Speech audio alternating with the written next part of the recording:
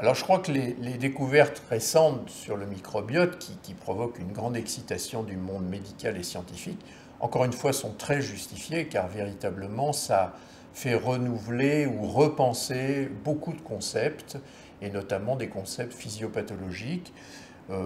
Ça serait trop long de les énumérer bien sûr tous, mais on peut dire notamment à Nantes, nous sommes particulièrement sensibilisés à la défense de la barrière épithéliale, notamment grâce aux travaux de recherche menés dans l'équipe de Michel Lundlist et autour de ce qu'on appelle maintenant l'unité neuroglio-épithéliale qui s'intéresse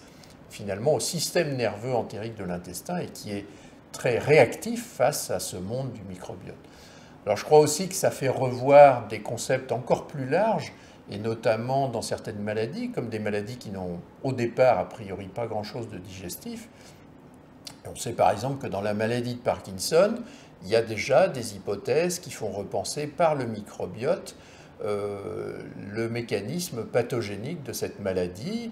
Par exemple, pour juste illustrer ça, on sait qu'il y a moins de maladies de Parkinson chez les fumeurs et on se demande si le fait d'avoir une intoxication tabagique ou au moins une consommation tabagique